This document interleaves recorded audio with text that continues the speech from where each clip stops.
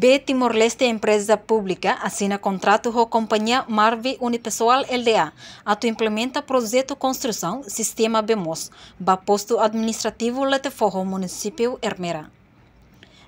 Cerimônia assina acordo nerasik, halau ia salau encontro BTLEP, kai kolidili, segunda-feira lorong walu fulang maio tinange.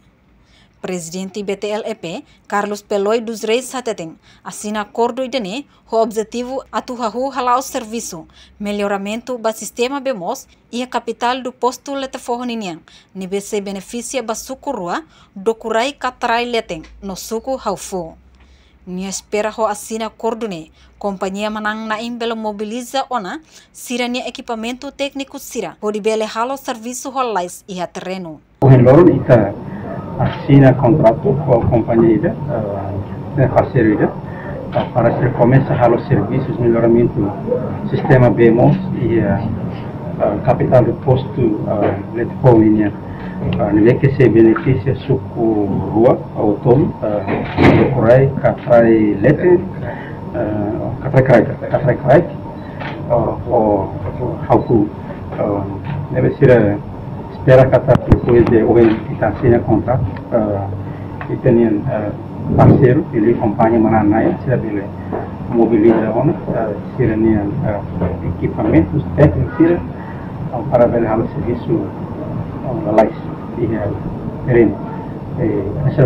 Entretanto, diretor companhia Marvi Deolio dos Santos Martins Dehan, companhia pronto halo tuir durante contrato fulang neng niang, no companhia se garantia hola sasang nebe ho qualidade. Jadi companhia se halo tuir buat memang tahu naik contrato fulang neng terjadi di Korea, companhia se halo serviço ni tuir serviço ni memang tahu naik contrato companhia se garantia se halo sekolah sesang sedang dari qualidade lebih spesifikasi se PT Formai se realiza o dia qualidade do companhia se total asa garansi para projeto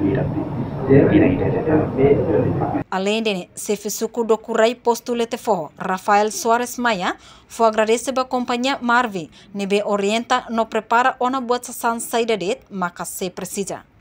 Também agradeço até sampai companhia menanai bela hamut sohal, kami kolega suku nelu, kami bela orienta no prepara, sayadet maka on companhia rasa compromete ona sih, na presidente de tele nacional kata tinha tempo, abang companhia Marvi pat, atau nem bela companhia hamut com comunidade, atau di companhia de magia, físico também, Enquanto custo do projeto ne, hamutu krihung atu swalo neng nulu atu sia centavo lima nulu recém walo dólares americano.